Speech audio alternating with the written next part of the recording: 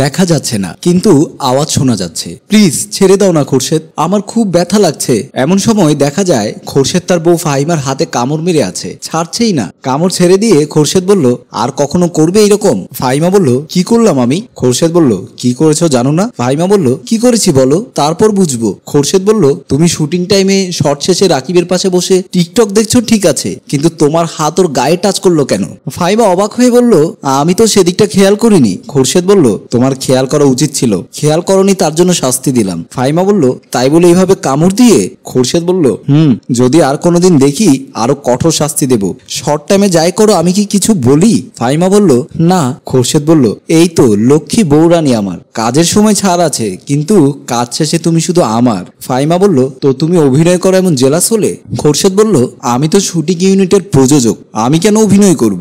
সে সময় আছে নাকি, কত কাজ করতে হয়। ফাহিমা বলল, ওরে আমার রিয়েল লাইফের হিরো, এই বলে বুকে টেনে নেয়। পরের দিন শটের সময় দেখা যায় ডিরেক্টর রেজাউল সবাইকে স্ক্রিপ্ট বুঝিয়ে দিচ্ছে। ফাহিমা একটা শাড়ি পরেছে, ফাহিমাকে শাড়িতে অসম্ভব সুন্দর দেখাচ্ছে। শুটিং এর হিরো, ডাইরেক্টর, সাইড আর্টিস্টরা সবাই কেমন করে যেন তাকিয়ে আছে, কিন্তু সেদিকে ফাহিমার কোনো খেয়ালই নেই। এমন সময় ফাহিমার হাজবেন্ড খোরশেদ, ইউনিটের প্রযোজক, ডিরেক্টরের পাশে এসে সব দেখে, যা খোরশেদের একদম সহ্য হয়নি। কিছু না বলে সেখান থেকে চলে আসে। খোরশেদ চলে আসাটা ফাহিমার চোখে পড়ে আর বলে, আজ আমার খবর আছে, এমনিতেও বড় প্যারায় আছি। ফাহিম ডিরেক্টর রেজাউল ভাইকে বলল, রেজাউল ভাই আমাকে একটু সময় দেন, আমি এক্ষুনি আসছি। তারপর ফাহিম বের হয়ে যায়। ডিরেক্টর বলল, তোমাদেরকে নিয়ে আর পারি না, রাগ করে একপাশে চলে যায়। ডিরেক্টর রেজাউল পেছনে পেছনে যায় নায়িকা রেশমি। রেশমি গিয়ে বলল, রেজাউল ভাই আপনি না বলেছিলেন এই গল্পে আমাকে মেন নায়িকা দেবেন, আপনি আবারও ফাহিমাকে দিলেন কেন? রেজাউল বলল, শোনো, আমার নেক্সট নাটকে তুমি মেন হিরোইন। রেশমি বলল,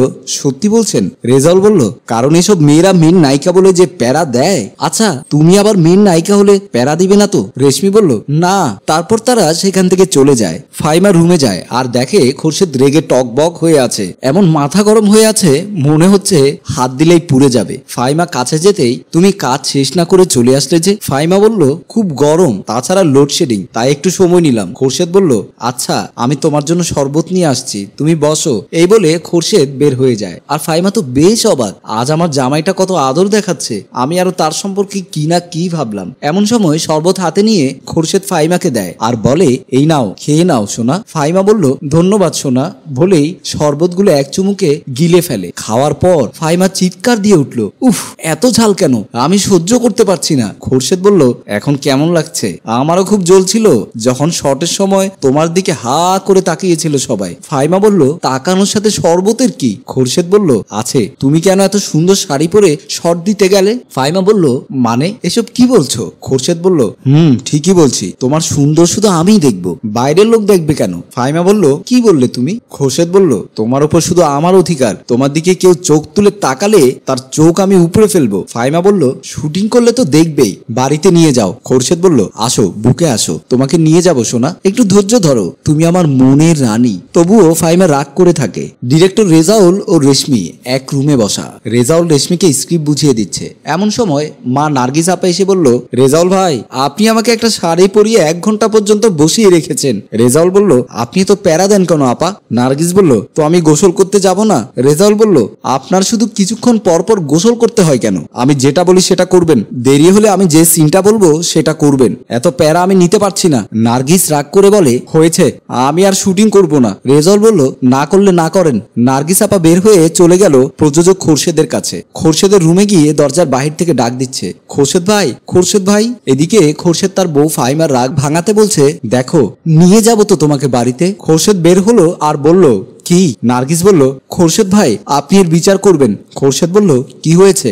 নার্গিস বলল, রেজাউল ভাই বলেছে আমার একটা শর্ট আছে, তুমি একটা শাড়ি পরে আসো। আমি 1 ঘন্টা ধরে শাড়ি পরে বসে আছি, শর্ট নেয় না। খোরশেদ বলল, এই আপনার মাথায় কি সমস্যা আছে? আমি কে? প্রডিউসার। ডিরেক্টর রেজাউলকে আমি গল্প বুঝিয়ে দিয়েছি, ও ওর মতো শর্ট নেবে, প্রয়োজনে শাড়ি পরে 72 ঘন্টা বসে থাকবি, আর অসময়ে ডিস্টার্ব করতে আসবেন না। রাতে ফাহিমা খোরশেদ বিছানায় শোয়া। ফাহিমা কোনো কথা না বলে অন্য পাশে হয়ে শুয়ে আছে। খোরশেদ খোরশেদ পেছন থেকে জড়িয়ে ধরতে যাবে, এমন সময় ফাহিমা গা ঝাড়া দিয়ে বলে উঠলো, এই একদম আমার কাছে আসবে না। খোরশেদ বলল, তুমি আমার বিয়ে করা বউ, তোমার কাছে আসবো না তো কার কাছে যাব? ফাহিমা বলল, না আমি এই বিয়ে মানি না, তুমি খুব রাগী একটা লোক, কথায় কথায় শুধু আমাকে বকা দাও, তুমি খুব বাজে। খোরশেদ বলল, উল্টোপাল্টা কাজ করলে তো বকা খাবেই, আমার কথা শোনো না কেন? ফাহিমা বলল, আমি কেন তোমার কথা শুনতে যাব? শুনলেও যেমন না শুনলেও তেমন, কোনো সময় আদর করো, কোনো সময় কষ্ট দাও, বুঝি না। খোরশেদ বলল, তুমি আমার কথাই শুনবে। ফাহিমা বলল, বললেই হলো নাকি? খোরশেদ বলল, তুমি বেশ সুন্দর করে সেজে বাইরে যাবে না, ফেসবুক অথবা ইউটিউব ছাড়া অন্য কেউ বাস্তবে তোমাকে দেখবে তা আমার একদম সহ্য হবে না। ফাহিমা বলল, পাগলের মতো কি সব বলো? খোরশেদ বলল, এখন সময় নষ্ট করতে চাই না, এখন আমি আমার বউকে আদর করব। ফাহিমা বলল, না একদম না। কে শুনে কার কথা? খোরশেদ তখন ফাহিমার কপালে চুমু দিয়ে বুকে টেনে নিল। সারাটা রাত খোরশেদ ফাহিমাতে মেতে থাকলো। প্রায় 1 বছর হয়ে গেল ফাহিমার খোরশেদের ম্যারেজ অ্যানিভার্সারি, তাই চারিদিকে সাজানো রুম। এমন সময় খোরশেদের টিমের director Rezaul Kabir Chowdhury, writer M A Idris, hero Rakib, রেশমি, বুবলি সবাই তাদের উইশ করতে আসে। তারা ভেতরে গিয়ে একজনের সাথে একজন কুশল বিনিময় করছে হাসি মনে। ফাহিমা বলল, সত্যি তোমাদেরকে একসাথে দেখে খুব আনন্দিত হলাম। খোরশেদ বলল, তাহলে তোমরা মনে রেখে দিয়েছো আমাদের কথা, অসংখ্য ধন্যবাদ সবাইকে। রেজাউল বলল, হ্যাপি ম্যারিড লাইফ ভাই। ইদ্রিস বলল, আসলে আপনাদের দেখে খুব হিংসা হয়, এত ঝগড়ার পরও দুজনের বাঁধন কোনোদিনও ছেড়েনি। রাকিব বলল, কত ইউনিটে কাজ করলাম, কিন্তু আপনাদের ইউনিটের এই মেলামেশা ভালোবাসা কোথাও দেখিনি, আপনাদের ভালোবাসা কভু যেন শেষ না হয়। বুবলি বলল, ভালোবাসা বেঁচে থাকুক। রেশমি বলল, তবে এই ড্রেসে ফাহিমা আপুকে বেশ মানিয়েছে। মা নার্গিস বলল, তোমাদের জন্য অনেক দোয়া রইল, অনেক বছর বেঁচে থাকো। ফাহিমা বলল, ধন্যবাদ সবাইকে। খোরশেদ বলল, সবাই আমরা একসাথে ডিনার করব, তারপর যা হবার হবে। রেজাউল বলল, তবে রান্নাটা কিন্তু আপনি করবেন। সবাই একসাথে হেসে ওঠে। সম্মানিত ভিউয়ার্স, আমি হাশেম রাজু। এই গল্পটি সম্পূর্ণ কাল্পনিক। আসলে দুষ্টু মিষ্টি ঝগড়াগুলো ভালোবাসার বন্ধনকে আরো ঘনিষ্ঠ করে তোলে। আর কেউ চায় না নিজের ভালোবাসার সৌন্দর্যটা কেউ দেখুক। ভালোবাসা আসলেই সুন্দর। গল্পটি ভালো লাগলে লাইক, কমেন্ট ও শেয়ার করুন।